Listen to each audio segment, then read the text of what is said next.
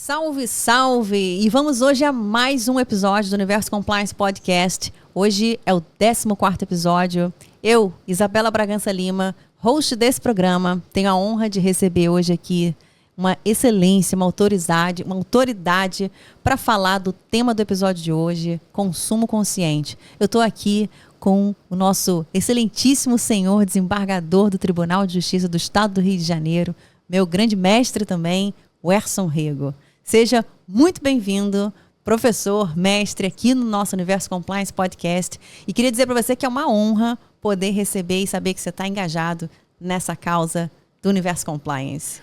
Olá, Isabela. Olá a todos que nos assistem e escutam. É para mim uma grande honra e um grande privilégio participar do seu programa, do Universo Compliance. Não foi um convite, foi uma intimação. Você é uma querida, você sabe, mora no meu coração há muito tempo. E é sempre bom, é sempre importante estar com pessoas inteligentes, que produzem, ativas, discutindo essas questões que envolvem a melhoria do comportamento da sociedade como um todo. Então, quando você me convidou, eu falei, tenho que dar meu jeito, de alguma maneira a gente tem que abrir um espaço para falar com a Belinha, e está muito bacana o seu espaço, adorei, parabéns. Muito obrigada, professor.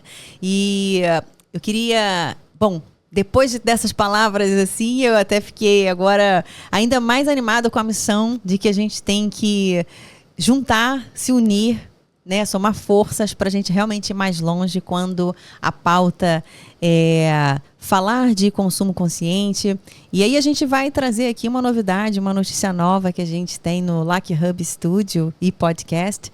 Nós estamos agora oficialmente fazendo parte da Rede Brasil, do Pacto Global da ONU, e estamos aqui engajados nos Objetivos de Desenvolvimento Sustentável do Pacto Global da ONU, ou seja, é uma agenda 2030. Parece que está longe, mas é logo ali. E cada vez mais que a gente puder trazer temas importantes para falar de um jeito simples, de um jeito que a gente consegue aproximar ainda mais a nossa audiência, a gente vai conseguindo alcançar a missão de comunicar, né? Parabéns por essa conquista, muito importante. Obrigada. E assim, antes da gente começar, né, a gente poder aprofundar nessa temática aqui, você tem muita notoriedade na matéria, no assunto, e acaba sendo a nossa grande referência para falar de consumo, relações de consumo, do consumidor, do papel do consumidor, das empresas. Queria que você contasse um pouquinho sua história, falasse pra gente, até porque muita gente da audiência vai assistir, vai ouvir e vai se inspirar numa carreira tão bonita e na nossa cidade aqui do Rio de Janeiro, né?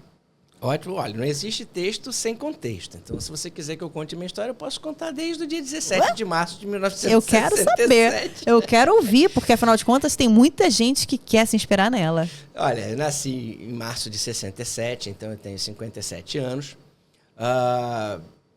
Uma infância difícil, né? Não foi uma infância tranquila.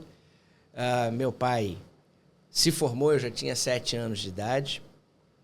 Então, foi uma experiência interessante assistir à formatura do meu pai. E foi ali, naquele dia, que eu escolhi fazer Direito. Meu pai formou-se em Direito pela Faculdade Brasileira de Ciências Jurídicas. Foi a última formatura no Teatro Municipal. E o meu pai foi o orador da turma. E como a gente era uma situação muito modesta, estar no Teatro Municipal, aquilo impacta, né? A gente estava numa frisa, assistindo meu pai fazer o discurso, ele foi o orador da turma. Então, tudo isso foi muito marcante. Naquele dia, eu escolhi que eu queria ser igual ao meu pai, que eu ia fazer Direito. Fiz lá, somos 5 pessoas na minha casa, minha mãe era dona de casa, e meus 2 irmãos, um hoje é advogado e o outro é designer. Então, eu sou o mais velho, o do meio é designer e o caçula faz Direito. O caçula tem 54. Uau! Bom, com 10 anos eu escolhi a magistratura. 10 anos de carreira? De idade. De idade? De idade. Uau! Eu estava acompanhando meu pai. Ele foi a Brasília despachar com o ministro do Tribunal Superior do Trabalho. E depois do despacho com o ministro, ele me levou para conhecer o Supremo. E eu estava lá para aquela abertura da sessão solene, né, dos trabalhos, um ministro entrando atrás do outro por ordem de antiguidade, com aquelas togas enormes e uma confidência. Eu era apaixonado por super-herói de capa. Super-Homem, Batman, Zorro. Tinha capa, eu era apaixonado. Então, quando eu vi os ministros com aquelas togas pretas ingressando no plenário, aquilo também foi muito impactante. E eu ali decidi que eu queria ser aquilo ali. Ou seja, te inspirou. Inspirou. Um herói de capa. Um herói de capa. Falei, então eu vou ser isso aí. E, de fato, a minha vida inteira foi voltada a esse fim. Com muito esforço, estudamos no Colégio Marista, São José. Depois, prestei meu vestibular para a UERJ. Passei e cursei a UERJ. Tive a felicidade só a UERJ. Tivemos uma sorte grande. Minha turma foi privilegiada, porque estudamos com o que tinha de melhor na UERJ naquela época. Então, foi uma oportunidade já única. Comecei a trabalhar com meu pai muito cedo. Ele montou o escritório de advocacia. E a história do meu pai é uma história até mais bonita do que a minha, porque meu pai ele começou como carregador de máquina de escrever na Companhia Telefônica Brasileira. Caramba! E saiu de lá o diretor jurídico da empresa. Foi o único trabalho que meu pai teve na carteira dele. Foi na CTB, depois virou Telerge, depois virou Telemar. Ele saiu dali para a magistratura, pelo 5º da advocacia. Uau!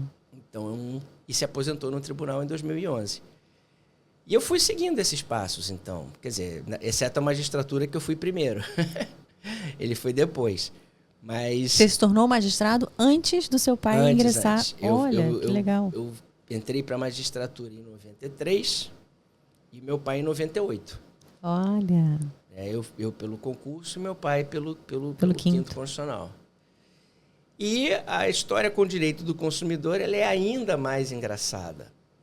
Porque em 93, antes de prestar o concurso para a magistratura, eu prestei o concurso para professor de Direito Civil da UERJ. Passei. E logo em seguida, passei no concurso para a magistratura do Estado do Rio de Janeiro. Fomos para o interior, ficamos no interior até o finalzinho até abril de 97. Interior, que lugar do... Comecei por Macaé. Macaé. Minha primeira investidura. Fiquei 9 meses em Macaé. Depois fiquei 3 meses em Cabo Frio. E depois 3 anos em Piraí. Foi uma experiência bem legal, porque Piraí, comarca vara única, fazia tudo. E uma experiência de juiz do interior que você manda mais do que o prefeito. Sim. Era muito legal. E eu sempre me relacionei muito bem com todos, sejam fornecedores, consumidores, jurisdicionados, advogados, promotores, delegados. Todas as partes, réus, né? Inclusive os réus no crime, com muito respeito. Nunca tive problema também com quem cometeu algum desvio. Eu sou magistrado. E quando eu cheguei na capital, em 97, o desembargador Sérgio Cavalieri me convidou para dar aula na Estácio. Verdade. E eu falei para ele, poxa, professor, eu já estava querendo começar as minhas aulas na UERJ, bota dificuldade, passei no concurso, sou aluno, voltando para casa. Ele, não, você vem para cá. Eu não tinha como dizer não para o desembargador Cavalieri. Acabei aceitando o convite, fui para Estácio. Lá pelo ano de 90... E a Estácio conseguiu os melhores, né? Convenhamos. Não, a Estácio, naquela época, ela pegava pesado. Porque todos os professores Professor da Estácio Ayub eram professores da UERJ e professores da UFRJ. Só que a gente acabava dando uma dedicação também para Estácio em homenagem ao desembargador Cavalieri. Só que eu não tinha como dar atenção para a UERJ, porque o desembargador Cavalieri me deu 14 turmas na Estácio.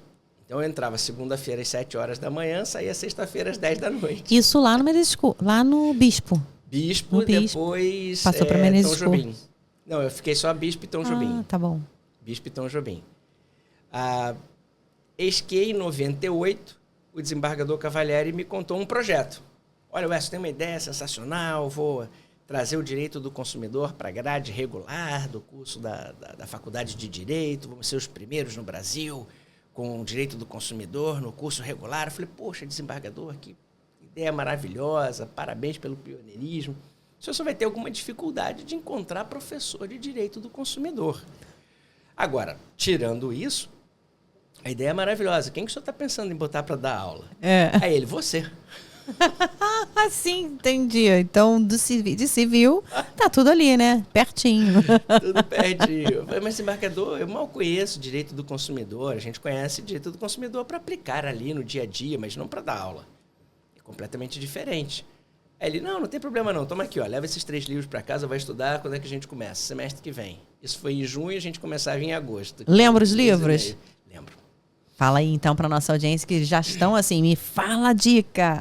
Código de Proteção e Defesa do Consumidor comentado pelos autores do anteprojeto, é a Bíblia. Contratos no Código de Defesa do Consumidor, da Cláudia Lima Marques. Maravilhosa. E Direito do Consumidor, do Hélio Zagueto Gama. Só... Esse eu acho que está no sebo, esse não existe mais. Acho que não existe, não. Esse eu acho que não existe mais. A gente começou a estudar por ali e se alguma coisa deu certo... Foi por ali. do Cavalieri. Se alguma coisa deu errado, a culpa é dele. Normalmente tive um chefe que ele falava assim, se der certo, sou eu. Se der errado, é você. Eu falei, aí não vale. Ele apostou e deu certo. Eu acabei gostando. Nunca deixei o direito civil, nunca. E na Estácio, eu dava aula de direito civil 1 a direito civil 10. Eu entrava com os alunos no primeiro período e saía com eles no 10º período. Então, eu acompanhava a formação integral desses alunos.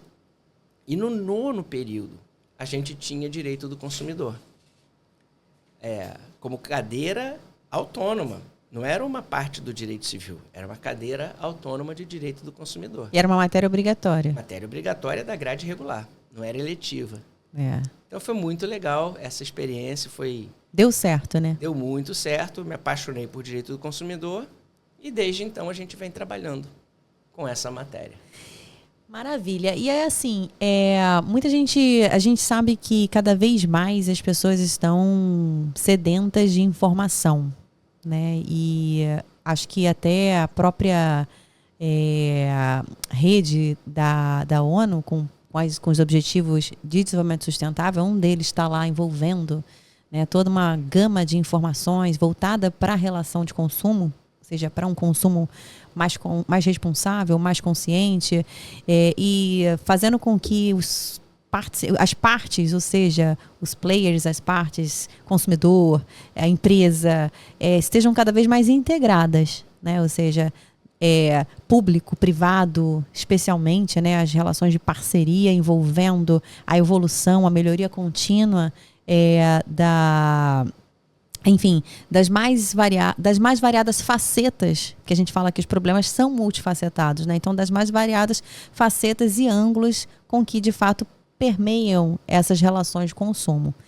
E, para a gente ser mais direto ao ponto, queria que você falasse, assim, sua visão sobre o que é uma relação de consumo propriamente dita, né? E sabendo que existe um Código de Proteção e Defesa do Consumidor, qual que é a importância de se ter um código de proteção e defesa do consumidor para uma nação? Bom, Isabela, veja, hoje a gente está falando de ESG, a gente fala de sustentabilidade, meio ambiente, a gente fala de consumo consciente e tudo começa muito lá atrás com a proteção do trabalho e depois com a proteção do consumo. A gente costuma brincar dizendo que o direito do consumidor é o primo rico do direito do trabalho. Verdade. Porque essas primeiras regras de proteção, elas vão começar lá nos Estados Unidos para proteger trabalhadores, mulheres, para proteger trabalhadores, crianças. Na sequência, com a preocupação com qualidade do produto que está sendo entregue ao mercado, e vão surgindo essas regras isoladas, hora de proteção, segurança no trabalho, hora de proteção ao gênero, hora de proteção à faixa etária, hora de proteção à qualidade do produto para não comprometer a segurança do consumidor. E o universo, o mundo, ele veio, então, nesse processo de construção e de evolução, que hoje nós temos o quê? Gente, trabalha o conceito de ética. Então, há uma preocupação com a ética no mercado de consumo. Há uma preocupação, evidentemente, com qualidade e segurança de produtos, serviços e consumidor. E também há uma preocupação com os impactos desse processo produtivo no nosso dia a dia. Então, a preocupação com o meio ambiente, essas mudanças climáticas que estamos todos experimentando, vivenciando, não tem como fechar os olhos para isso, acontece todo dia. É só a gente ter um pouquinho de paciência e olhar no entorno, que a gente vai ver que o mundo está completamente carente de ações que façam cessar todos esses prejuízos ambientais que a gente está vivendo hoje. Não existe consequência sem uma causa. O que a gente vive hoje é resultado de muita coisa errada que a gente vem fazendo há anos com o nosso planeta. E ele responde. Relação de causa e efeito. Enfim.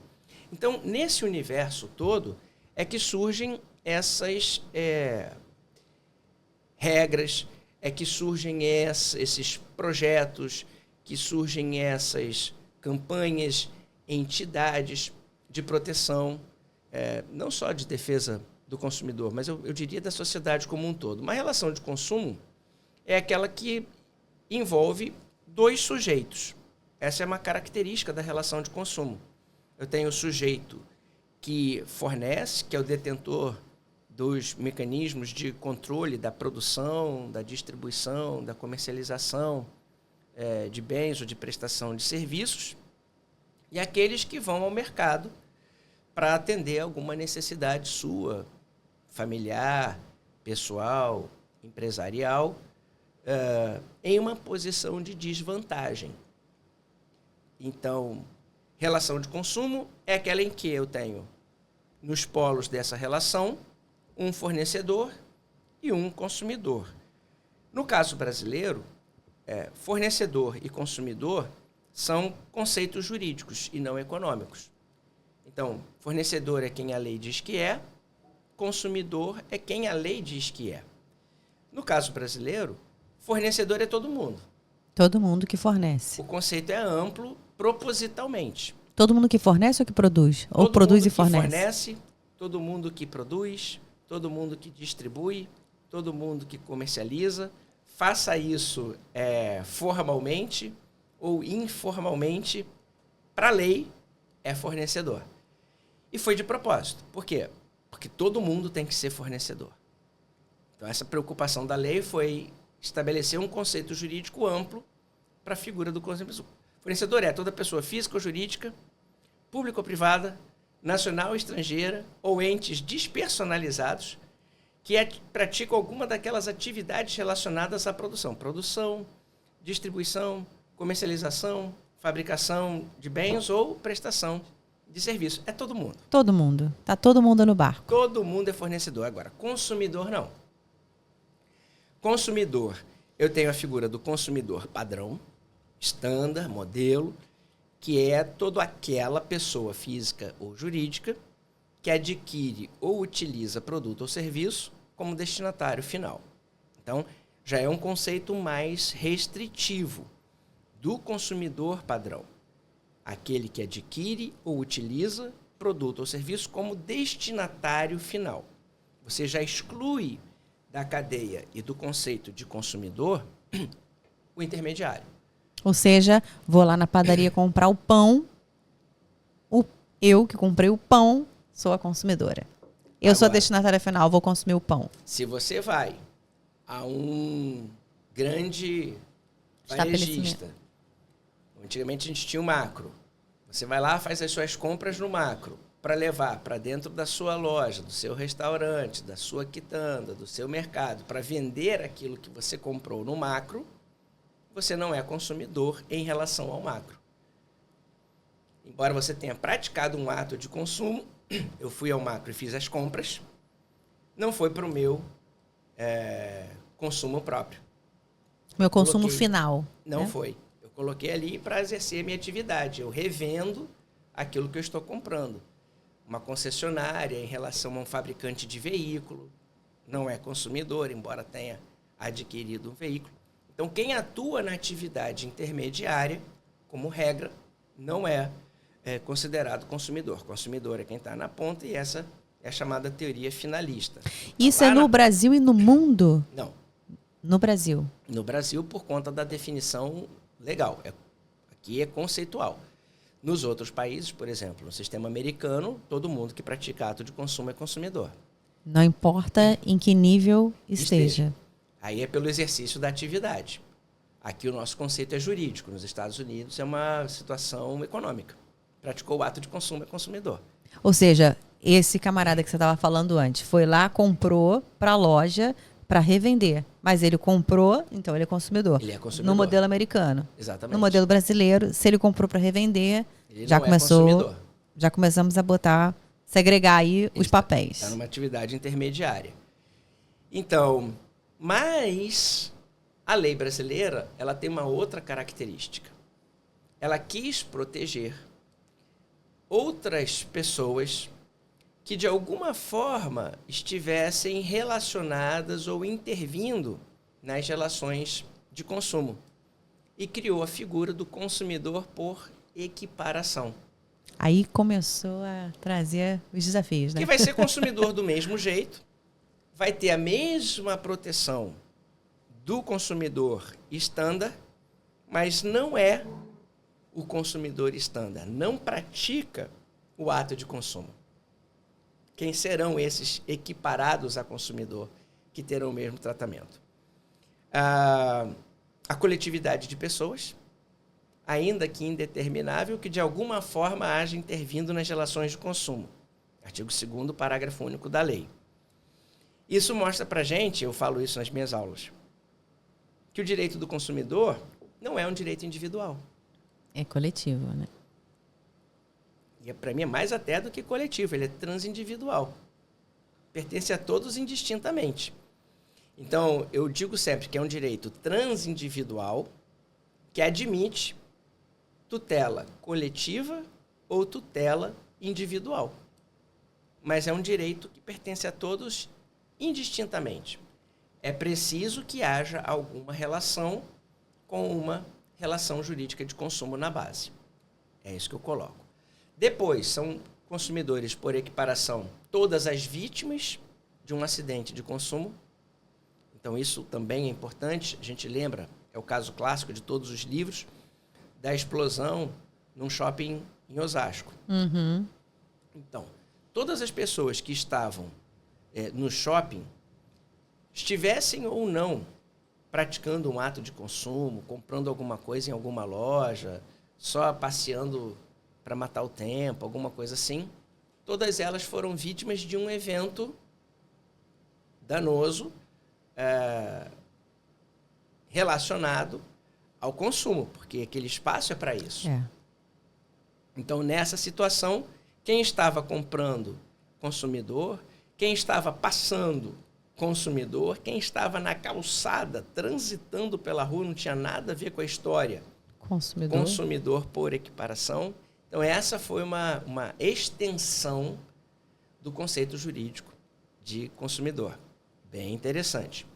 E no caso do artigo 29, esse consumidor por equiparação é o 17. Uhum. E no caso do artigo 29, a gente está falando de relações contratuais. A gente lembra que em 90 não havia o Código Civil vigente, o de 2002. A gente estava no Código de 16. Patrimonialista, individualista, muito atrasado em relação às questões contratuais. Então, havia uma preocupação do Código do Consumidor em proteger outras pessoas, outros contratantes, que também estivessem em posição de vulnerabilidade em relação ao seu parceiro contratual. E aí a regra do artigo 19 diz: todas as pessoas expostas às práticas previstas neste capítulo, 5º, práticas comerciais, e capítulo 6º, seguinte, proteção contratual.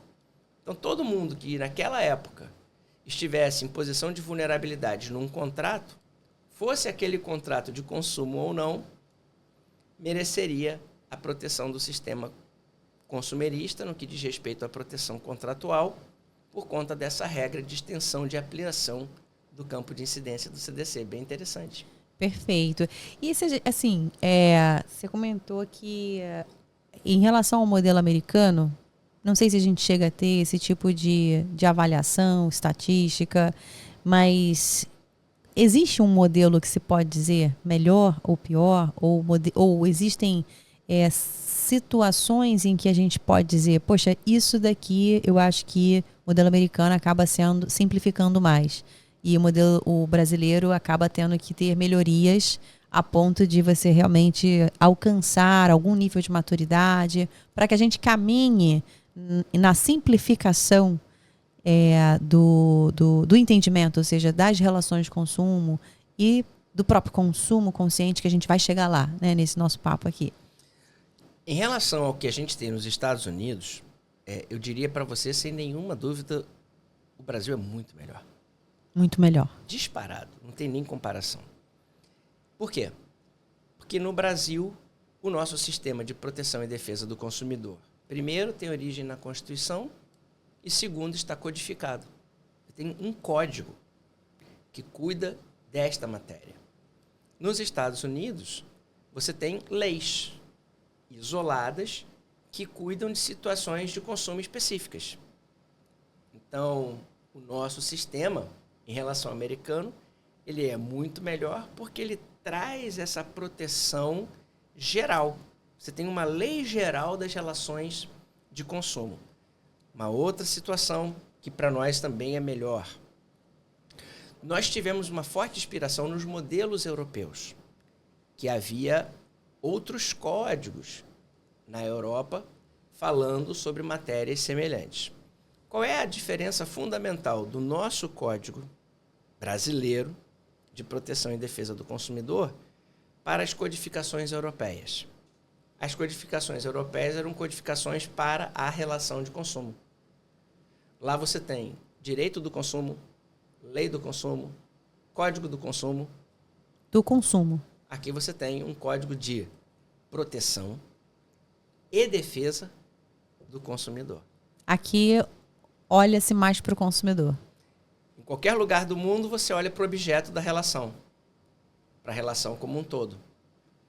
No Brasil você olha para um dos sujeitos da relação, o mais fraco. O mais fraco. Isso é uma vantagem gigantesca em relação a qualquer outra legislação. Enquanto o mundo inteiro está preocupado com a relação como um todo ou com o objeto da relação, no Brasil você está preocupado com o sujeito vulnerável da relação. A proteção é do sujeito vulnerável. E aí a mensagem que a gente manda para o mercado, ela começa a partir do olhar de proteger e defender o consumidor. Eu vou corrigir o mercado a partir da proteção e defesa do consumidor. É olhando para ele, o que eu quero para ele, o que eu não quero para ele, que eu digo para o mercado como é que o mercado tem que se comportar. E não o contrário. Dizer para o mercado como o mercado se comporta para o consumidor se beneficiar disso ou não lá na ponta. Então, o processo no Brasil é inverso. A educação para o mercado, ela começa com a proteção do consumidor. A gente pode dizer até que a partir da escutativa do usuário, né, que é o consumidor, que é o real usuário na relação de consumo, é que a gente então busca a melhoria. A melhoria contínua, ou seja, para se alcançar essa meta, né, de trazer negócios mais éticos e mais sustentáveis. Exatamente. E aí, Werson, eu queria que você, assim, pensando nesse espaço, exatamente nesse lugar que a gente chega, né, e fazendo aí um paralelo entre Brasil, Estados Unidos e o modelo europeu, e sabendo que no Brasil, então, a partir do olhar atento para o consumidor que a gente vai, de fato, trazer melhorias, será que a gente, pensando aqui, fazendo um racional hipotético, e a partir justamente dos Objetivos de Desenvolvimento Sustentável do Pacto Global da ONU, que coloca o mundo na mesma agenda, né? Coloca o mundo na mesma pauta, ou seja, trazer mais integração entre os diferentes partícipes, né, os diferentes personagens, digamos, das relações de consumo, não importa onde ele está, se é no Brasil, se é nos Estados Unidos, se é na Turquia, a gente começa a ver que o globo, né, é um só, e para a gente de fato alcançar metas em que a gente pense na próxima geração, ou seja, a gente precisa fazer acontecer hoje, mudar hoje e de fato trazer ainda mais informação para essa relação consumidor-empresa. E aí, pensando nesse contexto de consumidor-empresa, já que essa é uma pauta global, né, de melhoria, a gente, quando pensa na carência de informação, né, na carência de informações por parte das empresas, ou seja, digamos assim, eu vou comprar um produto, cada vez mais a gente começa a ver que o consumidor quer mais informação. Então, cada vez mais o consumidor quer saber a origem daquele produto. Quer saber de onde vem, quer saber se de fato contrata mão de obra escrava ou não, quer saber se de fato a ética da cadeia de suprimentos ela vem sendo observada, mas a gente vai percebendo que esse é um jogo cada vez mais desafiador, cada vez em que o consumidor quer mais informação e a empresa precisa entender onde ela precisa melhorar, onde ela precisa alcançar. Fazendo um olhar assim, que você tem uma visão mais de águia, né? Olhando essas diferentes partes e onde a gente quer chegar, né? Como é que você assim, diria, como é que você refletiria esse cenário indo num caminho de melhoria? Ou seja, o que falta ainda para as empresas? Ou o que ainda falta para os próprios consumidores? Onde que a gente precisa estar mais atento? Em que? E aí, realmente, assim, fazendo uma reflexão mesmo macro, né? Bom, eu digo o seguinte, todo mundo tem que fazer a sua parte. Eu não posso só delegar ao outro, levar ao outro a responsabilidade pelas mudanças e pelas transformações. Esse tem que ser um compromisso de todos. O que eu acho muito bacana, o que eu acho muito legal, é um exemplo que eu costumo dar em sala de aula, e já fica aqui para ser compartilhado para o seu público. Imagina uma pessoa... Você diz assim, eu quero uma casa que seja confortável e segura, para que a pessoa que ali vá habitar, ela se sinta confortável, protegida e tendo a melhor fruição daquele bem. Você pega um arquiteto, o arquiteto, então, ele vai e começa a projetar as linhas da casa. É uma estratégia. Tem uma outra. Você pega o morador, coloca ele lá dentro e fala assim, como é que você quer a sua casa? E aí você começa a construir a casa não a partir da visão do arquiteto, mas a partir do olhar do morador. E aí com ele ali dentro ele diz, olha, eu aqui quero um espaço assim, eu ali quero um espaço assado, eu aqui eu quero isso, eu quero aquilo. Quando a gente fala em ESG, Environment, pode falar em inglês, né? Não, fala em português. Fala em inglês, português. ESG, ASG, ESG. Você fala em ambiente, você fala em socialidade e você fala em governança. Tudo bem. Você está falando do arquiteto projetando. Deixa eu puxar para cá. Você fala do arquiteto projetando. É o arquiteto que visualiza o que seria melhor para os moradores daquele espaço, dizendo como é que aquele espaço tem que ser construído. Se você pensar em consumo consciente, você está dentro da casa dizendo como é que você quer que a casa seja construída. Então, as políticas são o olhar externo e o consumo consciente é a visão de dentro para fora. Os dois vão dar no mesmo lugar. Então, eu acho que o importante é a gente conseguir conciliar as duas posições. O olhar externo, estabelecendo uma visão macro, dizendo, olha, é importante que o mercado seja ético. É importante que as empresas, as corporações, as pessoas jurídicas tenham esse olhar preocupado com o meio ambiente, tenham esse olhar preocupado com a sociedade, tenham esse olhar preocupado com regras de governança corporativa, regras éticas, morais, de relacionamento interno, de transparência das suas atividades, no seu relacionamento com o público. Bacana.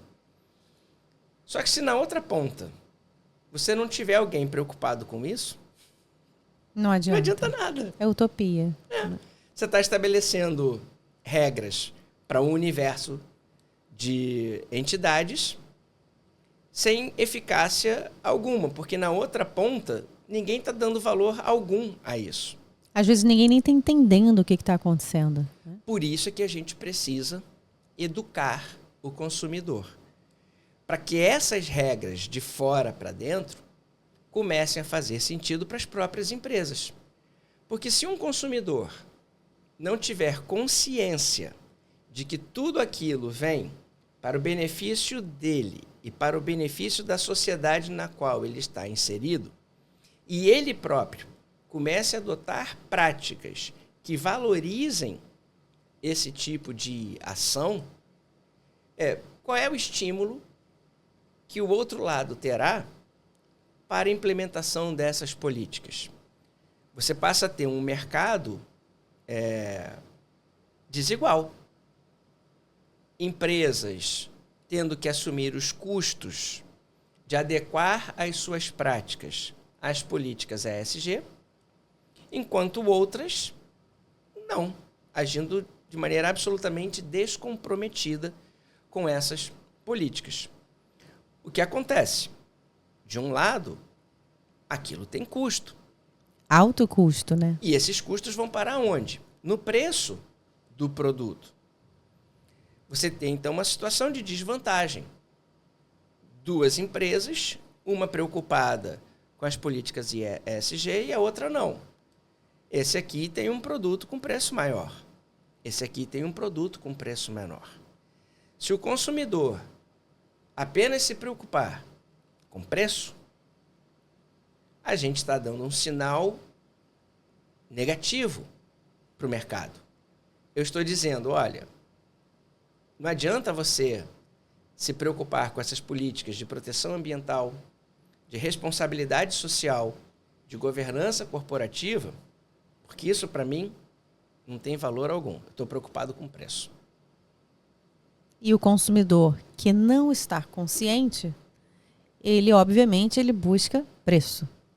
E quando você busca preço, você diz para o mercado que, olha, não adianta você fazer isso, que eu quero o produto mais barato. Só que aí o que acontece? Você está prejudicando quem? O próprio consumidor. O próprio consumidor e a sociedade de modo como um todo, na qual né? ele está inserida. Então, é essa preocupação que a gente tem de ensinar o consumidor, educação para o consumo, para que ele comece a valorizar essas políticas de proteção, preservação do meio ambiente, de responsabilidade, retorno sociais, de transparência, ética, governança corporativas. Isso é que é importante a gente estimular.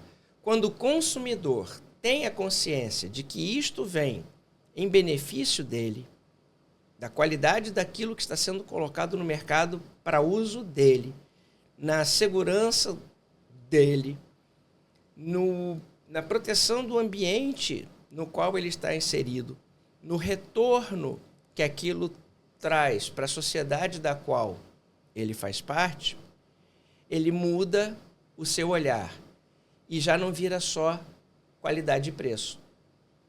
Vira qualidade, preço, proteção ao meio ambiente, responsabilidade social, cuidado com o consumidor, e aí eu estou disposto a investir e a pagar mais por algo que está me trazendo este retorno.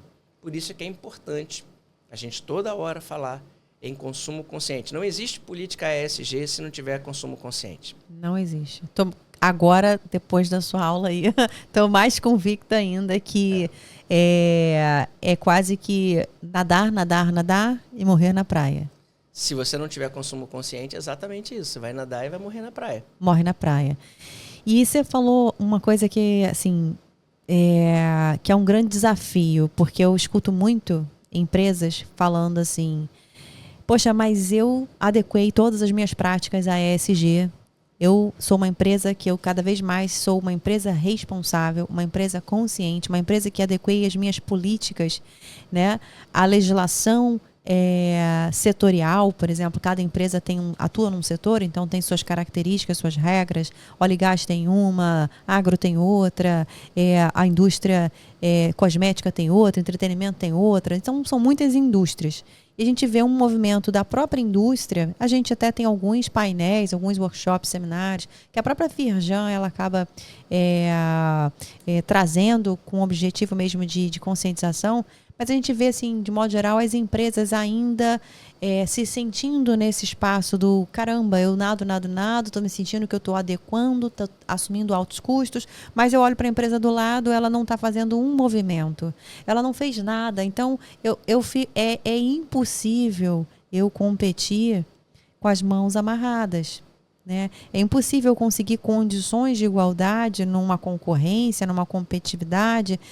E aí a gente, obviamente, tem o desafio, né, de não desistir, never give up, ou seja, tem que continuar conscientizando, tem que continuar valorizando e o que você falou com muita propriedade, né, Werson? Trazendo o consumidor para essa consciência. Ou seja, cada vez mais, se eu trouxer esse consumidor para essa consciência, a gente talvez consiga aproximar, alcançar esse objetivo, né, estratégico de fazer com que ele consiga comprar aquilo que, apesar de ter um preço aparentemente maior, mas se você for olhar o valor daquilo que o preço é maior, matematicamente, financeiramente falando, é muito maior do que aquele que tem um preço menor. Então, como que, assim, não querendo, obviamente, desanimar aquelas que estão se adequando, né, cada vez mais, porque é compliance, isso é compliance, né? É mandatório, tem que se adequar. Então, a indústria tem que estar cada vez mais buscando as adequações, sim. Mas como trazer elementos, né? Como é que a gente pode pensar em elementos, estratégias para ainda mais trazer aquelas que não estão exatamente buscando esse caminho, né? Como você acha que como é que você acha que essa luta vai ser próspera, né? Primeiro, a gente tem que acreditar naquilo que a gente está fazendo, nos propósitos, porque quando você acredita no propósito, você persiste no caminho. Então, não tem jeito. É acreditar naquilo que está sendo feito, com a certeza, com a convicção de que aquilo vem em prol de um bem maior. E quando você tem essa visão, você também consegue se impor alguns sacrifícios. Você sabe que não existem caminhos de flores que conduzam à glória. Vai ter que passar por algum processo de renúncia, de esforço, de sacrifício. Toda evolução passa por isso. O que as empresas precisam fazer, além delas próprias fazerem este dever de casa interno, é o dever de casa externo. Elas têm que se comprometer com políticas de educação para o consumo. Aquele consumidor, ele precisa ser educado. Quem vai educá-lo? Ou o governo, ação governamental, no sentido de educar o consumidor para o consumo, levar a ele informações sobre o mercado, ou os próprios agentes econômicos que atuam neste mercado. quando você qualifica a sua audiência, quando você qualifica os seus consumidores, você também está respeitando e valorizando o seu negócio. Com certeza. Então, esse é um dever de casa que também deve ser imposto aos fornecedores. O que acontece é que alguns têm essa consciência e outros não. Gera aí uma concorrência desleal, uma competitividade desigual. O mercado ele tem uma facilidade. Ele consegue se depurar.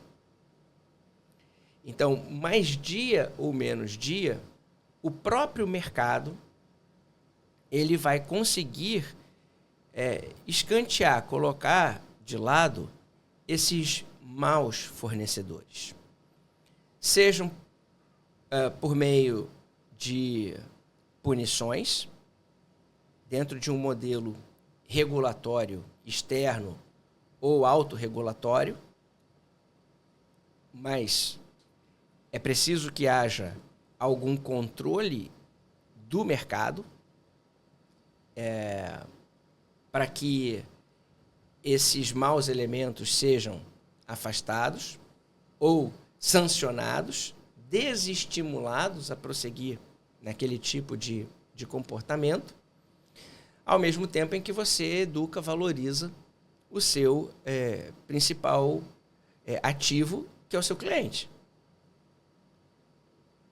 Você só produz porque você tem que ter alguém na ponta para consumir.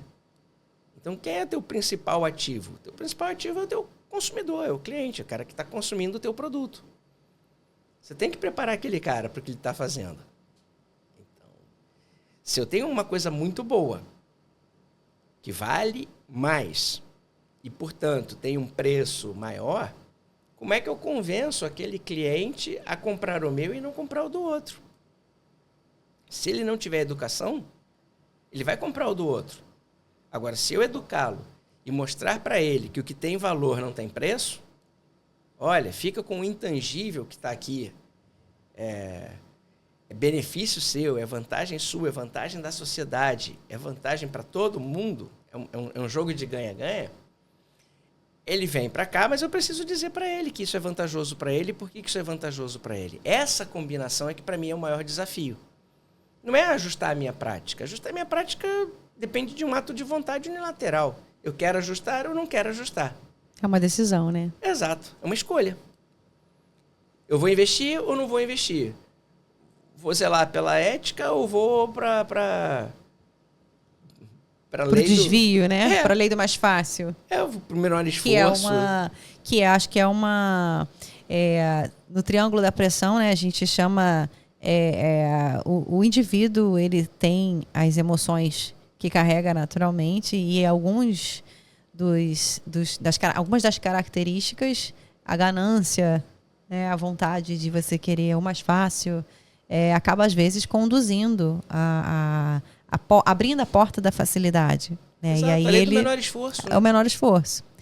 Agora, você falou uma coisa que me trouxe assim a uma outra reflexão que eu queria até que você compartilhasse também com a audiência, que eu acho que é um grande desafio, né, que as empresas acabam que hoje elas estão passando, porque digamos que a ESG, essa sopa de letrinha, né, que está na moda, pega, então, mas na verdade não é novidade que tem que proteger o meio ambiente, não é novidade que você tem que olhar para o social, nem é novidade a governança corporativa. Então, são elementos que, na verdade, desde a origem, enfim, há muitos anos já são práticas internalizadas, mas encontrou-se um jeito mais simples e fácil de conscientizar.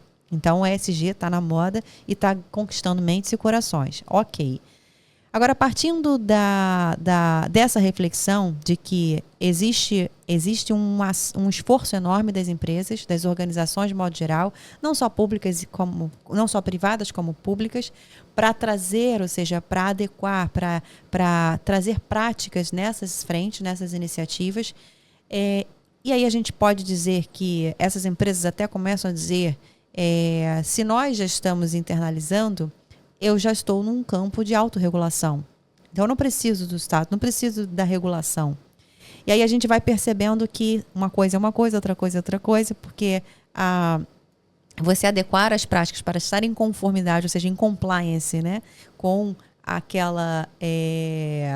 para que não esteja em violação às práticas de meio ambiente, social e governança, você tem, por outro lado, o papel do próprio regulador, ou seja, o papel do próprio estímulo a ter alguém que não seja o próprio, a própria empresa, a garantir o resultado, ou seja, a garantir o selo, digamos assim, a garantir o atestado final, né? A garantir a fiscalização, digamos assim.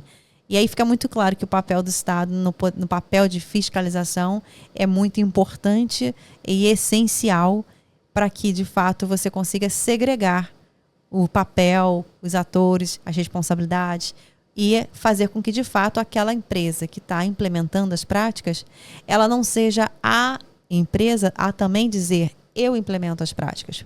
Por que você implementa a prática? Porque eu digo que implemento. Basta a minha palavra. Se eu estou dizendo, é porque eu faço. E aí a gente tem uma série agora no Netflix, que eu acho que incrível. Me fugiu agora o nome, mas dando um spoiler rápido, ele fala justamente sobre uma empresa do setor da indústria química, em que os rejeitos da produção eram descartados num lago, num rio, ao lado, no entorno da fábrica. E aquilo, obviamente, ao longo dos anos, causou inúmero prejuízo para a sociedade, para o mundo como um todo, porque todo descarte foi feito naquele rio do entorno. Mas ele traz uma reflexão sobre regulação e autorregulação. Ou seja, nesse aspecto, nessa perspectiva de que quem faz não controla, quem controla não faz. E queria que você desse só assim, sob a perspectiva dessa importância, e especialmente agora que a gente está muito falando de meio ambiente, de conscientização, de realmente fazer com que cada um faça seu papel e a sua parte nessa grande orquestra chamada mundo, né? Como que a gente pode refletir essa regulação e autorregulação? Ou seja, quando as empresas elas querem trazer para ela e deixar que ela diga a palavra final. Bom, vamos lá. Nesse aspecto, eu sou muito otimista. Aliás, na minha vida toda, eu sempre tive uma visão otimista. Eu sempre procuro o lado bom de tudo. Né? Para mim, nada é obra do acaso. Eu tenho uma frase que é sensacional, não é minha, é de um amigo meu, e a gente acabou completando a frase. Que, aliás, a frase também nem é de um amigo meu. Eu tomei ciência dessa frase por um amigo, mas depois descobri que ela era de um pensador que dizia que o acaso é o pseudônimo de Deus. Ele é um médico chamado Cássio Engel, que estava é dono de um negócio bem interessante chamado Med Grupo. E o Cássio, uma vez, ouviu de um paciente no Pinel essa frase. Ele tanto falou que estava ali por acaso, e o paciente só agradecendo, e ele, tô aqui por acaso, e o paciente agradecendo. Ele falou, meu amigo, pode parar de me agradecer, eu tô aqui por acaso, pelo amor de Deus. Acaso. Aí o cara, doutor, o senhor é um homem das letras, o senhor é um homem da medicina, se eu tô aqui, eu sou um doente, né? Sou quase um maluco, mas o senhor bote uma coisa no seu coração. O acaso é o pseudônimo de Deus quando ele se recusa a assinar. Aí o Cássio, que era um agnóstico, ele saiu com aquilo na cabeça e um dia ele fez uma música e botou: o acaso é talvez o pseudônimo de Deus quando se recusa a assinar. O agnóstico é aquele que tem dúvida, né? Aí ele botou: é talvez o pseudônimo de Deus quando ele se recusa a assinar. Eu falei: cara, Cássio, o acaso é o pseudônimo de Deus quando ele se recusa a assinar. Quando ele assina, é milagre. Uau! Muito bom. Então, eu sou um otimista por natureza. Eu sou um liberal no que diz respeito à economia. Então, eu acho que alguma regulação precisa existir. Não acredito plenamente na liberdade plena, absoluta não vigiada do mercado. Acho que o mercado precisa de regulação, nem que seja autorregulação. Não imponho a necessidade de uma regulação externa do governo, mas alguma regulação ela precisa existir. Regras claras que valham para todos e um sistema de sancionamento que valha para quem descumprir essas regras. E o próprio mercado pode dizer quais são essas regras e quais são essas sanções. Então, nisso eu acredito. Essa é a primeira coisa. Segunda, há uma obra que é muito bacana, que eu recomendo a todo mundo, vai aqui uma sugestão bem interessante. São 2 livros escritos por um economista e um advogado. Esse livro é bom. O advogado não é ninguém menos do que o Cass Sunstein, de Harvard. E o economista que escreve com ele é o Richard Thaler, só isso. Prêmio Nobel de Economia. Então é um livro que vale a pena ser lido, porque tem a visão do jurista e tem a visão do economista. Qual é o nome do livro? Nudge. São 2. Maravilhoso. Nudge. E o segundo é Why Nudge. Então, nudge, em tradução livre, seria um toque, um empurrão, uma cutucada. Né? E por que isso? A ideia eu não tenho que intervir. O meu papel não pode ser de interventor, de regulador externo. Eu tenho que ser um provocador, eu tenho que ser um orientador. Qual é o meu papel? Meu papel é te dar um toque. Se orienta, presta atenção. Então, meu papel é de educador, de orientador e não de um impositor de conduta ou de comportamento. Eu não sou o teu censor. Eu não tenho que cercear a tua liberdade achando que eu estou fazendo isso porque aquilo é melhor para você. Ninguém melhor do que você é capaz de dizer o que é melhor para você. Então, e esse é um exemplo muito interessante.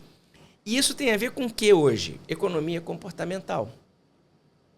Não dá para a gente falar de mercado de consumo, não dá para falar de atividade econômica sem entender um pouco de economia comportamental. O nudge, ele está dentro desse processo de educação para o consumo, de orientação, de dar toques, de dar conselhos, tanto a fornecedores quanto a consumidores, as pessoas de um modo geral. E por que nudge? Why nudge? Why nudge? Porque eu não quero ser o cara que vai dizer para você o que é melhor para você. Você não precisa de ninguém regulando a tua casa. Eu dou um exemplo sensacional. Eu tenho livro de tudo quanto é cor na minha estante. Imagina, eles estão lá organizados por matéria, do jeito que eu deixei. Às vezes até, quase sempre, eles estão espalhados por mesa, por estante, por bancada. Why nudge? Tá ali. Eu me entendo, eu me acho na minha bagunça, na minha desorganização. Eis que um belo dia, a minha mulher resolve que vai me fazer um favor gigantesco. Ai, meu Deus. Vai me trazer um benefício enorme organizando a minha bagunça. Aí ela resolve arrumar os meus livros. Eu chego em casa, numa bela noite, e ela, amor, olha o que eu fiz. Ai, meu Deus. Arrumei o seu escritório. Aí você olha assim, arrumou meu escritório? Venha ver. Tá tudo bonitinho, organizado por tamanho e por cor. Os verdes estão aqui, do maior para o menor, os azuis ali, os vermelhos aqui, os amarelos aqui. Eu nunca mais vou me achar ali naquele negócio. Bagunçou o meu escritório. Eu não sei mais onde é que está a filosofia, eu não sei mais onde é que está direito civil, eu não sei mais onde é que tem economia, eu não sei onde tem mais nada, porque está tudo misturado. Ela me fez um favor? Não. Ela me prejudicou gigantescamente. Mas com a melhor das intenções, achando que estava fazendo a melhor coisa do mundo, organizando para mim. E que, para o senso comum, qualquer um iria dizer, mas tá perfeito. No critério dela, perfeito. Ela elegeu o critério de tamanho e de cor. Fica ótimo. Ficou simétrico, ficou bonitinho, mas absolutamente inútil. Não ficou mais prático. Eu não me acho mais ali. Então, por que alguém tem que dizer por mim o que é melhor para mim? Por que eu tenho que delegar essa escolha a outro, ao Estado? Por melhor que sejam as intenções do outro, só eu posso dizer o que é melhor para mim. Então, o nudge é isso, é levar essa informação, essa educação, essa orientação. E o I nudge, porque você é o senhor da sua vontade. Total. Você é o senhor do seu destino. Ninguém tem que dizer para você o que é melhor para você. Ninguém tem que tomar uma escolha. Ou seja, do meu escritório, deixa que eu organizo. Do meu escritório, da minha casa, da minha empresa, vida, da minha empresa. Tudo eu. É lógico que existem regras, existem padrões, existem rotinas que já se mostraram exitosas. Mas eu não tenho que impor essas rotinas a ninguém. Eu tenho que mostrar para ele que essas rotinas existem por uma razão. E se mostraram úteis e eficientes de alguma forma num contexto geral. Olha, você pode aproveitar ou você pode fazer do seu jeito. Mas está aqui. Então, essa orientação é que eu acho que é sempre válida. O nudge é te ajudar, é te preparar para que você tenha condição de fazer a sua escolha da melhor maneira possível, de acordo com a sua realidade. Até porque às vezes você está num ângulo, e até teve uma palestra do professor Marcos Caiado, que é da Escola de Negócios da FGV, que ele justamente falou sobre percepção e conflito. Exato. E ali, às vezes você está exatamente num ângulo e imerso numa realidade que, naturalmente, as circunstâncias do que você vive no dia a dia te coloca, que acaba que você precisa do outro até para o nudge. Te dá uma nova perspectiva. O nudge, né? Olha, você está desse ângulo imerso. Então, o que talvez agora a gente precise é dar uma organizada aqui. Você está imerso aqui. Eu preciso te tirar daqui. Talvez você começar a olhar os outros livros, né? As outras cores, porque elas também serão importantes. E gostei desse exemplo porque dá um outro podcast, né? Dá um outro podcast. E no final das contas é assim que eu vejo as pecinhas do quebra-cabeça do desenvolvimento sustentável. Ou seja, se você não une essa agenda 2030, ou seja, se você não une esse mundo, é óbvio que a gente está falando, né, sobre a perspectiva macro, global, mas se você não traz uma agenda global, a gente não consegue se ver como humanidade. Estava assistindo a uma desses podcasts que passam, às vezes, no Instagram, mas é tanta coisa que eu sigo que dificilmente eu vou lembrar agora qual, de onde está. Senão até faria a indicação do perfil, porque pode ser... Foi bacana. Foi interessante e útil. Mas é bem interessante você perceber a vantagem. Então, quando você fala nudge, dar o toque, é também você mostrar para o outro aonde está a vantagem. Quando a gente está falando de preço, isso é objetivo. 100 e 70. Beleza. 70 é mais barato, 100 é mais caro. Quero o mais barato. Vou no de 70.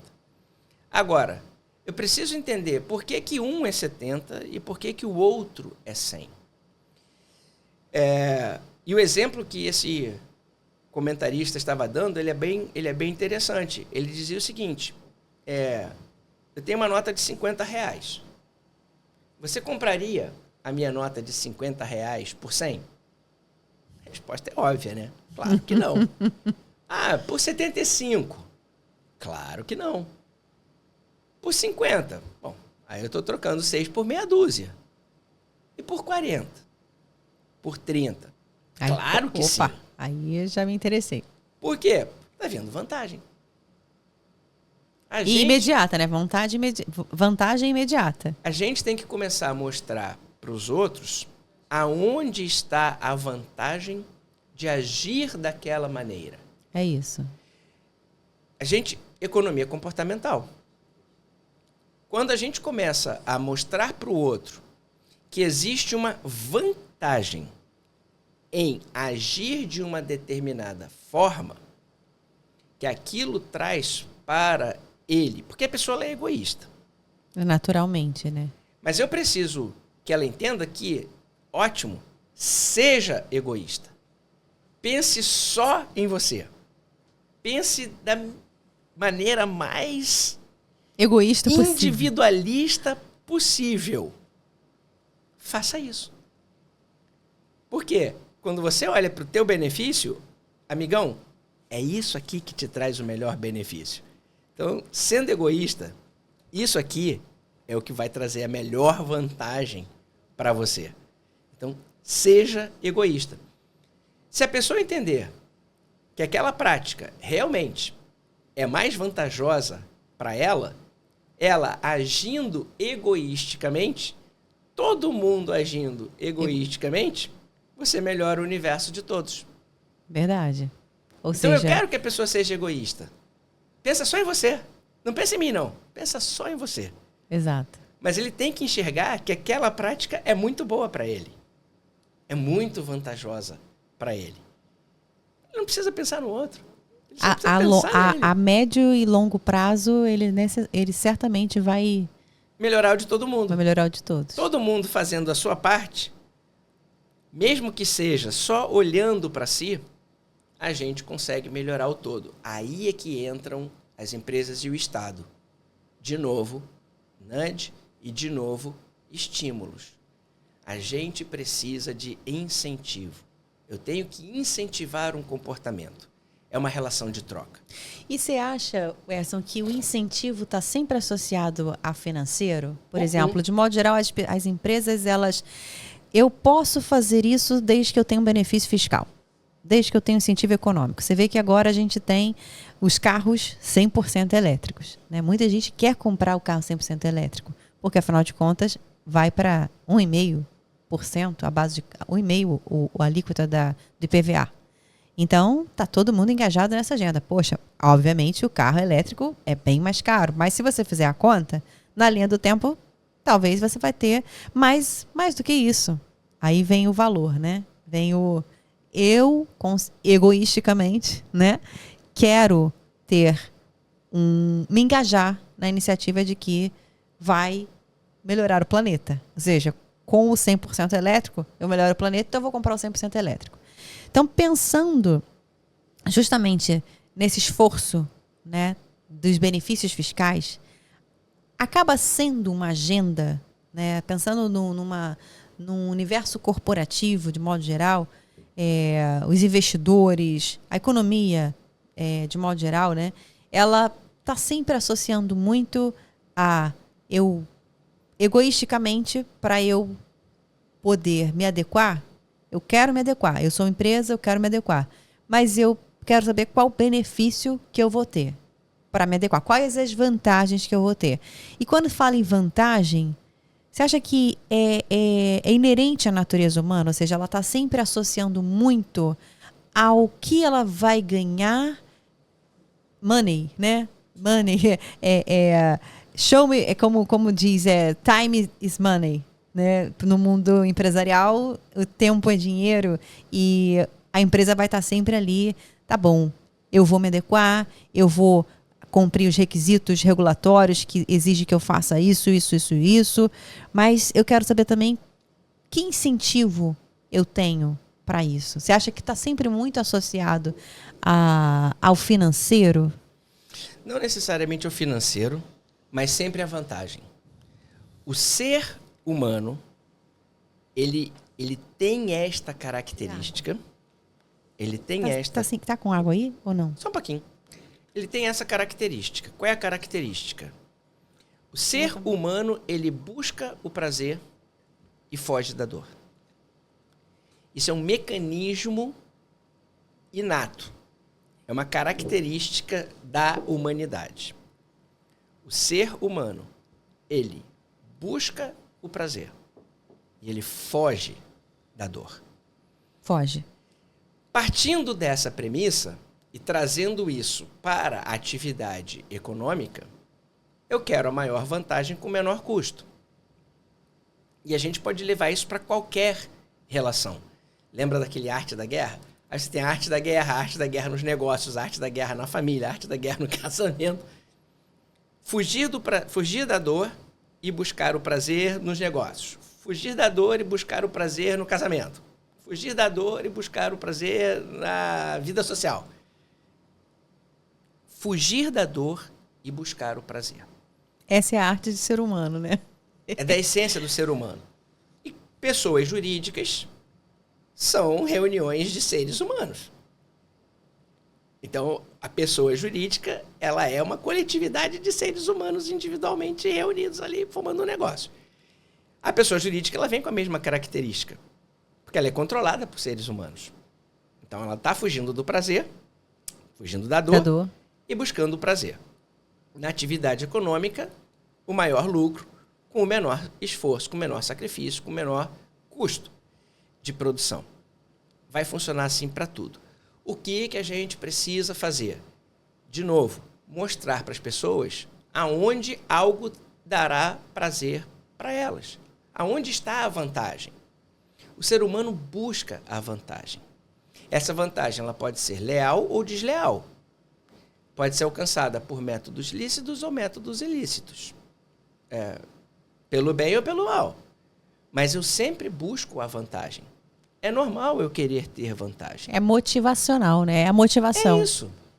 Você precisa daquilo. Aquilo é o combustível. É. Agora, você pode fazer a coisa certa para chegar lá, ou você pode querer encurtar o caminho. Me lembro de uma frase de um aluno, não vou dar o nome, da faculdade do meu pai, que durante uma aula, o professor deles de Direito Penal era o Hélio Tornag, uma sumidade. E o Hélio Tornag era uma pessoa muito simples, muito humilde. Não tinha grandes preocupações. E tinha um aluno lá que era muito vaidoso, muito... E num dado momento, ele questionando o professor, a simplicidade do professor e tal, ele disse assim: professor, o senhor pode ter certeza, daqui a 5 anos eu estarei milionário. Nossa. O Tornag olhou para ele: sim, meu filho, eu não tenho dúvida. Só cuidado com o Código Penal. Esse cara ficou milionário, acusado de um crime, é um fato histórico, pelo qual ele não foi condenado, porque não havia prova. Tudo apontava para ele, mas não tinha prova na época, então não tinha como ser condenado. Ele ainda desafiou o sistema. Quando perguntaram no interrogatório se ele tinha cometido o crime ou não, ele disse: dizem que sim. Uau. Não afirmo nem nego. Provem. Uau. Aí é as cenas de filme, hein? Mas a vida é uma caixinha de surpresa. Afinal de contas, o universo é redondo. Não julgo ninguém, não julgo nada, mas todos os filhos dele morreram antes dele, de mortes muito violentas, e ele teve que passar por tudo isso. Não julgo, não faço, digo que... Não sabemos, né? É justiça divina ou não é. Eu não quero... É um fato. É um fato. Ou seja, independente de tudo que aquela pessoa é, ou foi, ou deixou de ser, ela teve a vida dela assim. A energia não foi boa. Então, eu não acho que isso seja o melhor para todo mundo. Eu acho que a gente tem que ter a vantagem, sim. Eu sou muito a favor do lucro, eu sou muito a favor do proveito econômico, eu sou muito a favor de uma vida confortável, de uma vida, se for... abundante, tiver que ser, né? Prosperidade. Isso. Se tiver que ser, que seja. Mas 2 coisas a gente não pode esquecer nesse negócio. Primeiro, o percurso. É o que fazer para chegar lá. Se for por trabalho, por mérito, pô, maravilha, cara, que seja. E segundo, pô, não acumula tudo, não. Compartilha, pô. SG na veia, né? Olha o S aí do Se você SG. tem mais do que precisa, ajuda a quem está próximo. Pode ser o próximo muito próximo, pode ser a pessoa que trabalha contigo na sua casa, pode ser um parente numa situação mais complexa. Não precisa fazer só obras de caridade, novas empresas, não precisa fazer novas empresas. Às vezes tem gente que está no seu entorno ali. Vai ajudando quem está próximo. Então eu penso que, de novo, trazendo tudo isso para o nosso universo, trazendo tudo para o nosso universo, a gente tem que estimular as pessoas com esses pequenos incentivos, que podem ser financeiros ou não. Quando a gente fala em atividade econômica, normalmente o incentivo financeiro funciona melhor. Então eu quero que você consuma um veículo elétrico, porque ele é muito melhor para o meio ambiente, ele não polui o meio ambiente e tal. Qual é a minha vantagem? IPVA é mais barato.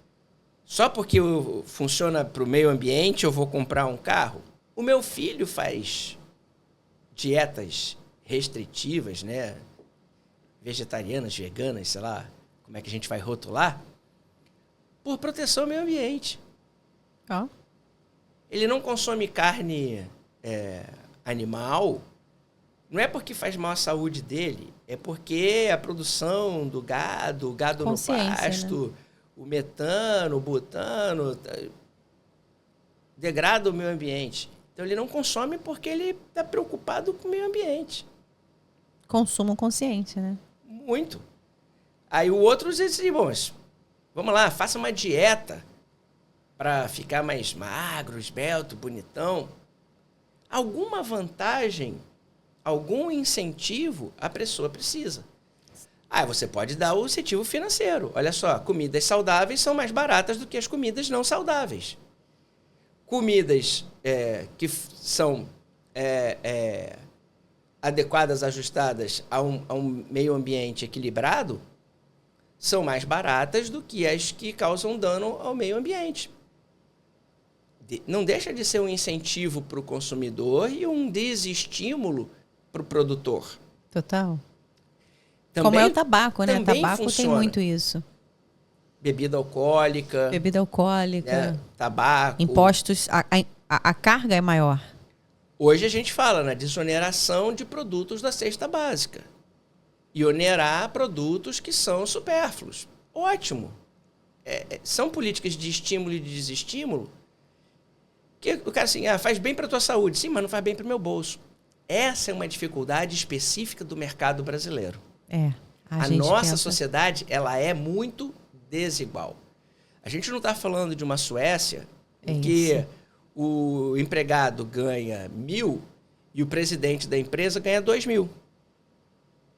A gente está falando de Brasil, em que o empregado ganha salário mínimo e o patrão ganha 100 vezes o salário mínimo. Não. 30 vezes o salário mínimo, 50 vezes o salário mínimo. O empregado ganha 5, digamos, e o presidente ganha 200.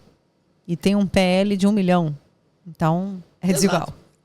Eu não posso ter o mesmo grau de exigência olhando para essas duas pessoas de maneira igual. Não dá. Não dá. O meu grau de exigência em relação ao chefe deve ser um e em relação ao empregado deve ser outro. O empregado não pode ter a mesma consciência do chefe ou querer que esse esforço seja feito. Então, você tem que ter o quê? Estímulos. Isso é economia comportamental. Saber que estímulo fará com que alguém tenha um comportamento ajustado a uma determinada pretensão. Maravilhoso. É encontrar esse caminho por meio de estímulos. E esses incentivos que funcionam na sociedade, eles funcionam desta maneira. Ora, estimulando boas práticas, bons exemplos, só que, ora estimulando más práticas, dando maus exemplos. Incentivos positivos e incentivos negativos. Tudo depende de como eu passo essa mensagem para a sociedade. Mas funciona dessa maneira. Trade-offs, trocas, escolhas e incentivos e estímulos. Perfeito. E aí, pensando, obviamente, nessa frase, você falou uma frase aí, já me remeteu aqui ao nosso quadro inovador que a gente tem para a gente ir, que está chegando aos finalmente dessa conversa maravilhosa. Eu acho que é um bate-papo, mas simples, leve. É um bate-papo descontraído. É um bate-papo descontraído, mas com muito conteúdo, e a qualidade aqui é muito alta, porque eu, por exemplo, tomei posse de muitas reflexões que você fez e que vai fazer com que, de fato, eu consiga aprimorar ainda mais, que eu falo que todo dia a gente aprende, né? Eu aprendo todo dia aqui. E aí, para a gente ir para o nosso quadro inovador, pensando aqui na frase que você falou, não é essa frase aí, mas pensando no contexto das frases, quem disse isso? Você sabe que a gente tem um podcast de cinema aqui no estúdio, nosso estúdio de integridade. Caramba! E nesse podcast de cinema eu me inspiro neles, obviamente, e a galera do Clacast que está lá, eles estão também engajados nas iniciativas do Objetivo de Desenvolvimento Sustentável do Pacto Global da ONU, até porque agora a gente é oficialmente membro da Rede Brasil. Então a gente vamos juntos nessa. E tenho aqui as frases de um filme, mas eu quero antes passar um comercial da galera do Clacast. Boa. Para eles poderem dar o show deles lá e a gente poder mandar aqui o Universo Compliance Podcast, aproveitando que a gente em breve vai estar lá em São Paulo, entrando no Morumbis para jogar lá com a galera do Jogo pela Integridade. Bacana. Uma iniciativa que o São Paulo Futebol Clube está fazendo lá. E meu time é Brasil. Eu falo que meu time é Brasil.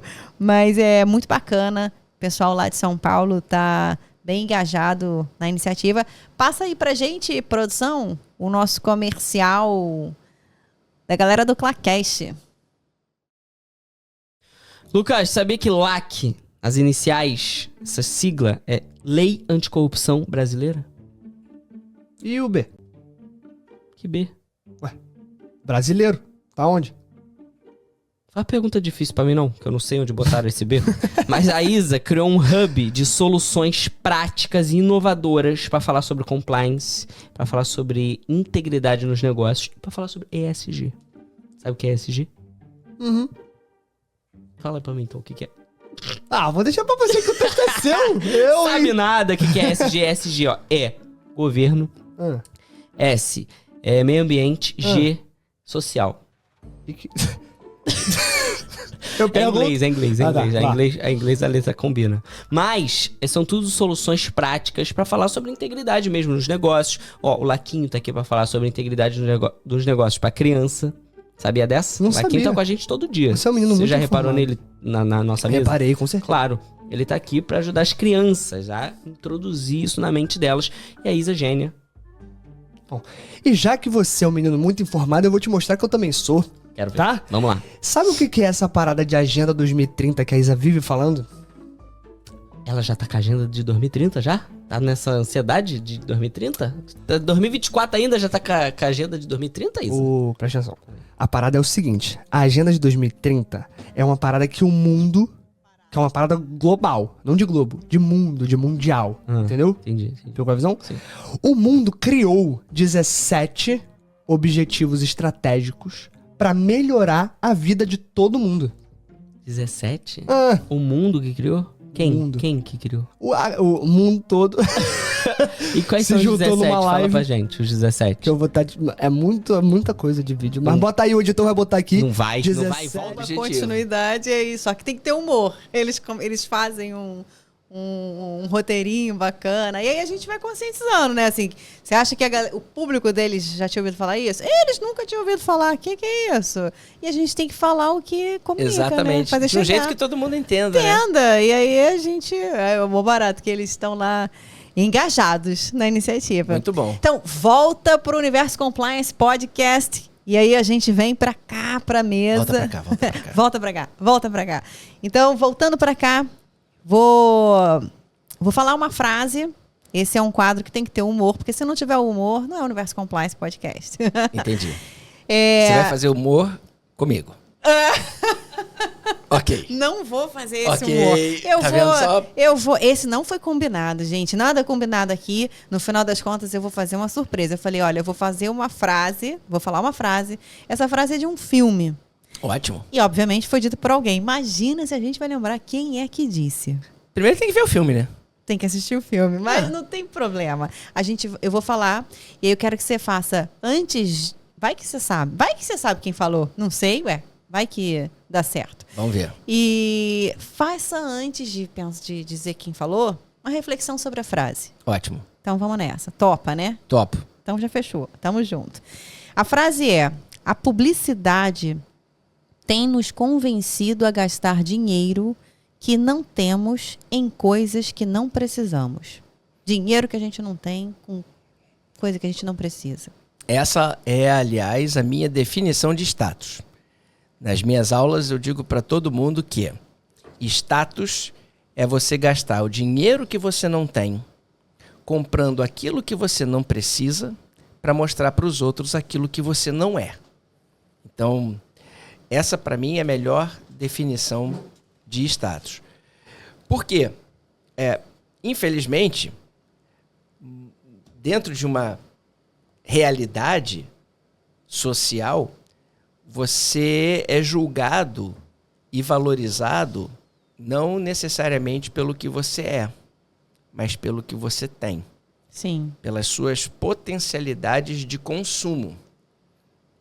E a publicidade, ela é o canal, ela é o instrumento, ela é a ferramenta entre o fornecedor e o consumidor.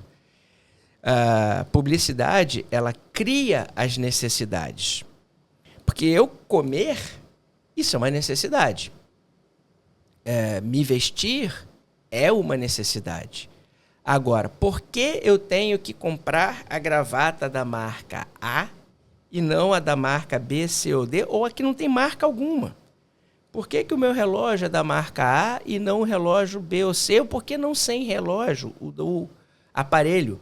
O próprio aparelho celular, por que não o da marca A, B, C?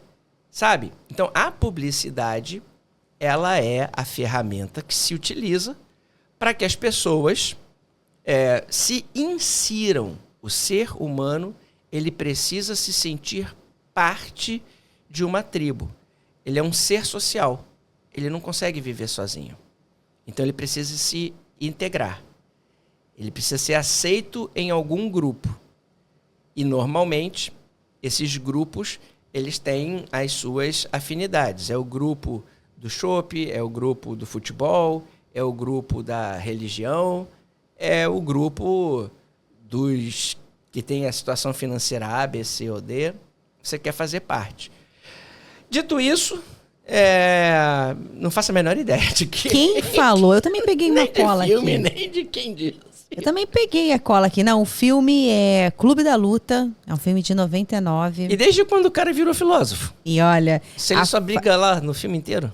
Só briga e no final das contas ele traz essa... Quem falou essa frase no filme foi o Dave Ramsey. Quem? Dave Ramsey. Faço a menor ideia.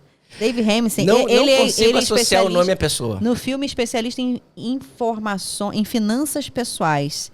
Mas a mensagem central do filme traz isso, né? Essa reflexão sobre a publicidade. Do Clube da Luta, eu só conheço o Brad Pitt. Só o Brad Pitt. Afinal de contas, né? O Brad Pitt. O pessoal diz isso. Fala assim, cara, lembra aquele filme? Qual? Aquele que você tinha um cara parecido contigo?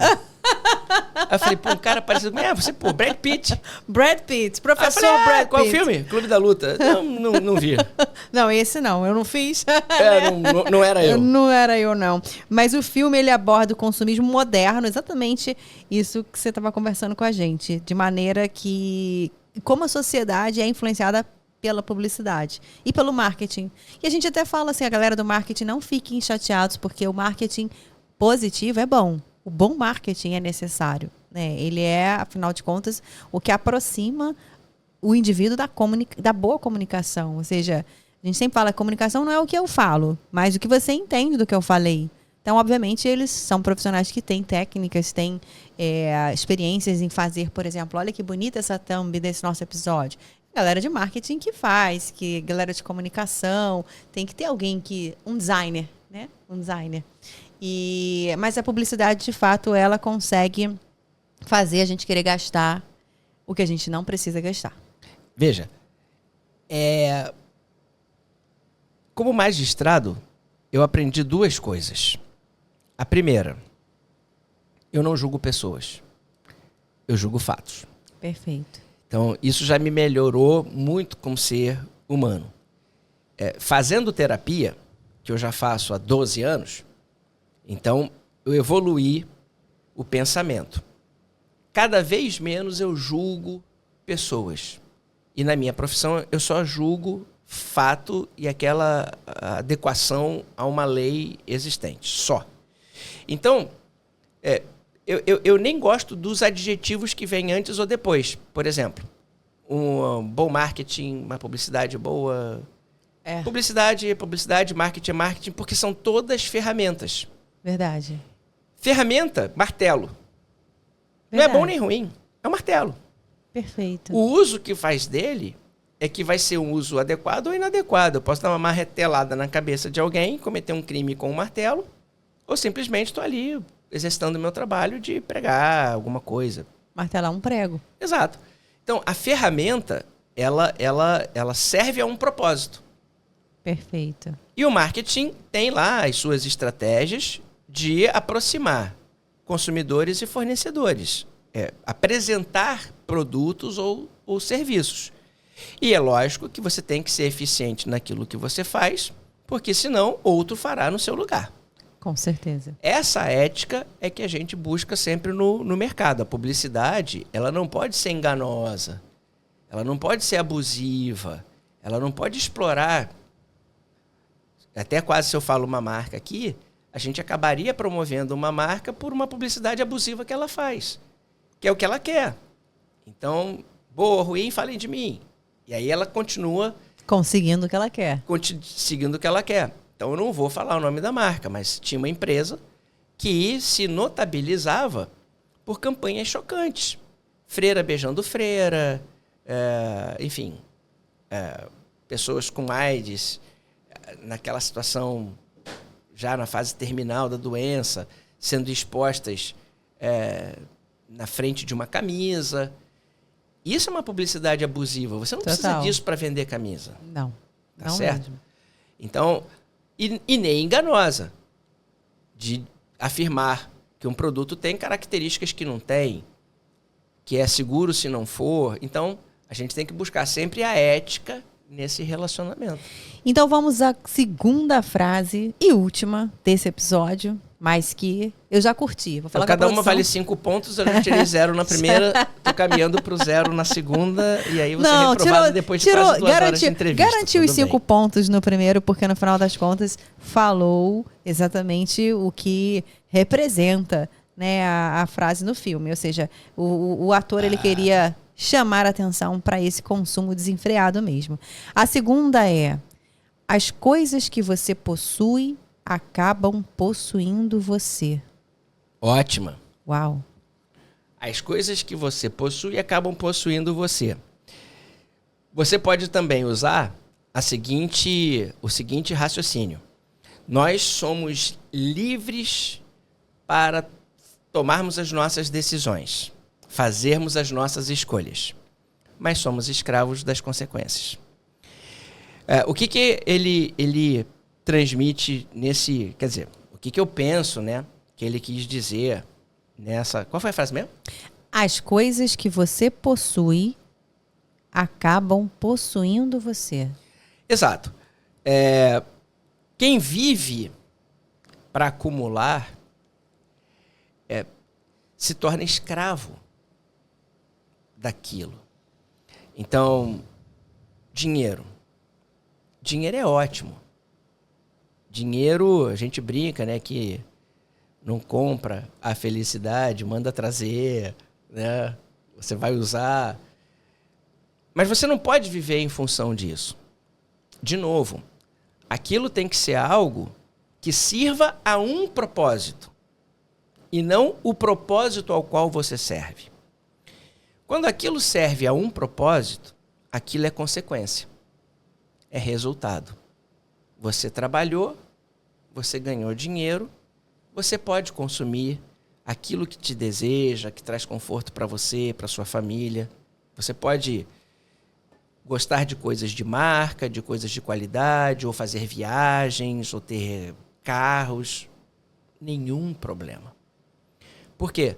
Porque aquilo é consequência do seu trabalho. É o resultado. Está na ponta final. Isso serve a um propósito. Agora, quando você coloca aquilo não como resultado, mas como meta, como causa, aquilo te escraviza. E aí tá o perigo, né? Você vira servo daquilo que você deseja. E vai fazer qualquer coisa Isso é perigoso. para chegar àquele lugar, para ter aquilo. Então você não é mais o senhor da sua vontade, aquilo não serve ao seu propósito, aquilo não é resultado de alguma coisa que você faz, mas há uma completa inversão dos valores. Aquilo passa a ditar o seu comportamento, aquilo passa a dizer o que você tem que fazer para que você chegue lá e você passa a não ter freios, a não ter balizas éticas, comportamentais que digam, não, eu vou chegar lá a qualquer Preço. porque eu quero custo. chegar ali. Eu quero isso. Então, essa pode ser o lado perverso também da publicidade. Sim.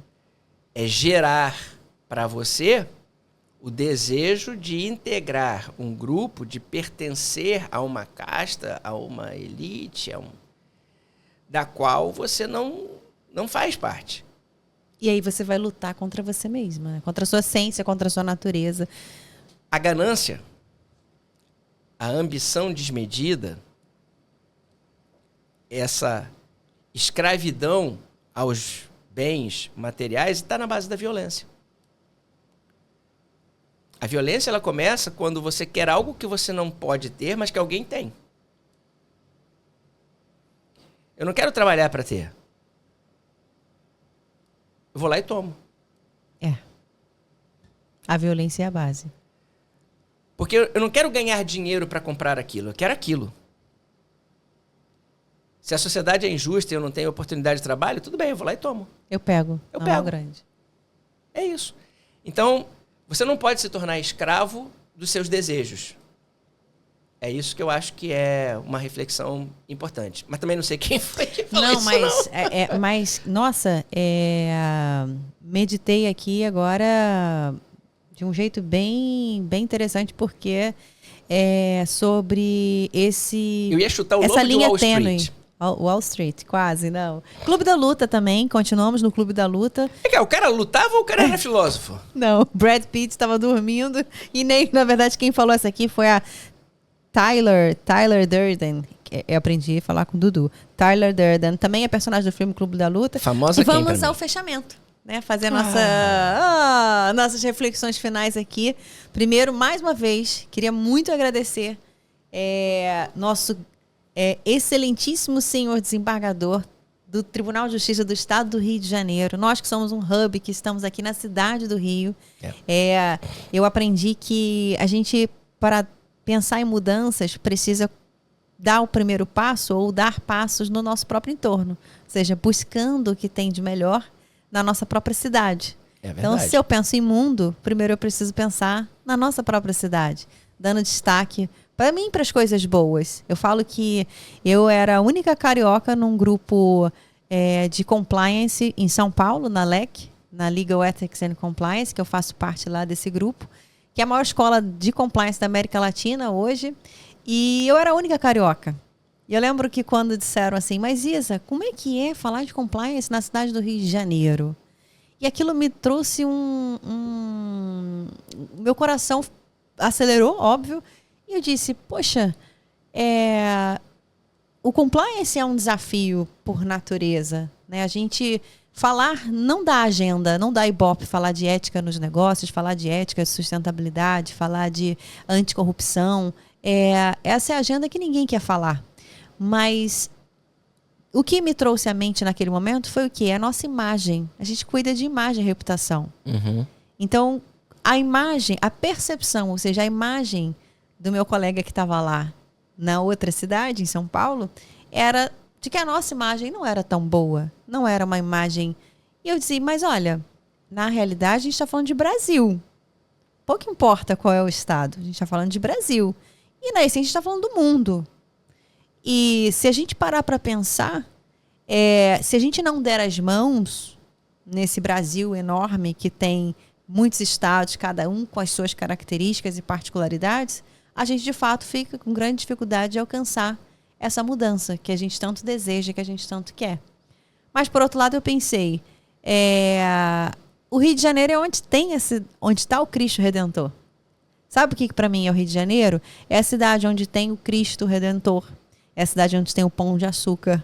É a cidade onde nós temos grandes nomes da comunidade jurídica que influencia toda uma política nacional enfim, da nossa economia mesmo, né? do nosso universo jurídico, ou seja, sistema jurídico brasileiro, e que o professor Werson Rego, do qual o professor Werson Rego faz parte. E era isso. Então eu falei, bom, que a gente comece então a falar a agenda positiva também da nossa cidade do Rio. E que temos muitas coisas boas aqui, né, professor? Diga. Muito mais coisa boa do que coisa não boa. A questão é como isso é comunicado, né? Então, esse é um papel de cada um de nós. Comunicar adequadamente.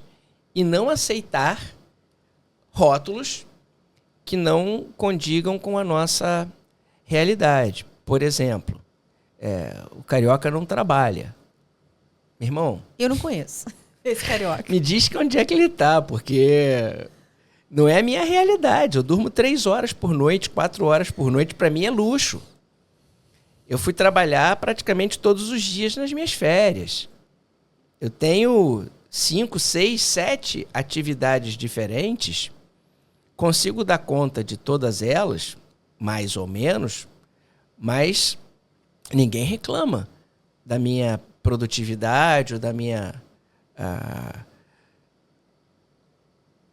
da qualidade das coisas que eu faço. Né? Então, eu queria conhecer esse carioca. Achar que carioca vai pra praia? Vai. O meu cunhado é médico. Ele surfa todo dia. Disciplina, né? De 5h30 às 6h30 da manhã. E depois ele vai pro trabalho. Disciplina. Então, qual é o problema do carioca ir à praia, do carioca surfar, do carioca tomar o seu chopinho? É porque aqui tem praia. É porque aqui tem tudo. Tem tudo. Então eu saio do expediente, tudo bem, o cara tá em outro estado, ele vai pro seu chopinho pós-serviço, aonde ele puder. O carioca, cara, infelizmente, ele vai pro shopping na praia, pô. Tem a praia. Qual é a culpa que eu tenho? Não tem. É inerente ao que temos na nossa cidade. Então, acho que a gente tem que fazer a propaganda boa do Rio. Tem coisa errada? Tem. Como tem em todo o mundo. Tem muita coisa errada. Mas tem muita coisa boa. Então, o nosso papel é ser embaixador das coisas boas e ser crítico das coisas ruins, cobrando responsabilidade de quem tem. Mas o Rio de Janeiro não é cidade maravilhosa por acaso, gente. Porra, não é maravilha onde está os Cristo, né? Não é maravilha do mundo moderno porque alguém quis fazer caridade com o Rio. A gente tem muita coisa maravilhosa aqui. Exatamente. Então, pensando nisso, por isso que a gente aqui no Universo Compliance Podcast, a gente quer sim falar dessa imagem, dessa reputação da cidade do Rio, ou seja, do Rio, como sendo um rio de alegria. Um rio que, de fato, está aí engajado na mudança e unindo a força dos empresários, a força do nosso ambiente público e fazendo com que cada vez mais esse elo ele se encontre para a gente conseguir transformar tudo aquilo que a gente quer alcançar. Então, fica aqui, meu muito obrigada com a sua presença ilustre aqui no nosso estúdio, LAC Studio. Agora que a gente está aí mais chique, né? Da galera fazendo parte da Rede Brasil do Pacto Global da ONU. E só mesmo agradecer. Olha, eu queria te parabenizar por várias coisas. Passando pela mais próxima, essa de fazer parte do Pacto Brasil. Isso é uma conquista que a gente sabe o quão difícil é e o quão qualificado se precisa ser para que essa realização seja alcançada. Então você está de parabéns por tudo isso.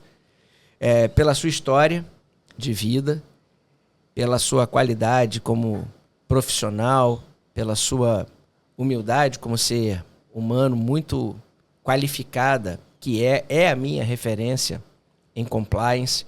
Sempre que eu penso em compliance, é na Isa que a gente se socorre, vai buscar ajuda, orientação.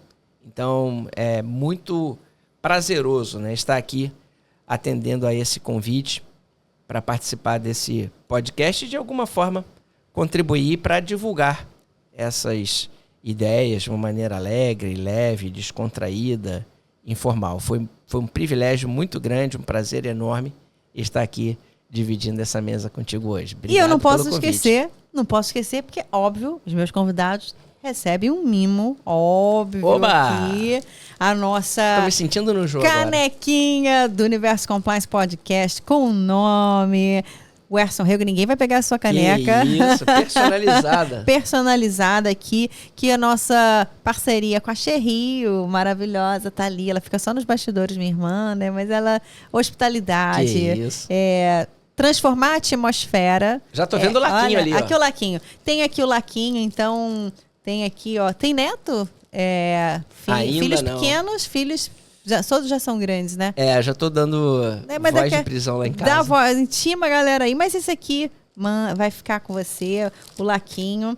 E aqui, nutzinhos. Então, um mimo meu pra você. Poxa, porque, afinal de contas, a gente fala que nada mais precioso que o tempo. Botar né? Aqui, ó. Pra lá, pra cá já foi. Que isso bacana. aí, ó. Tem muito obrigado. Um mimozinho aí pra você voltar pro trabalho agora e direto comendo os nuts. Que beleza. No caminho, porque afinal de contas Rio de Janeiro também tem um pouquinho de trânsito, né? Muito obrigado pelo presente, pelo carinho, pela atenção. Vou utilizá-lo com muita frequência. Legal.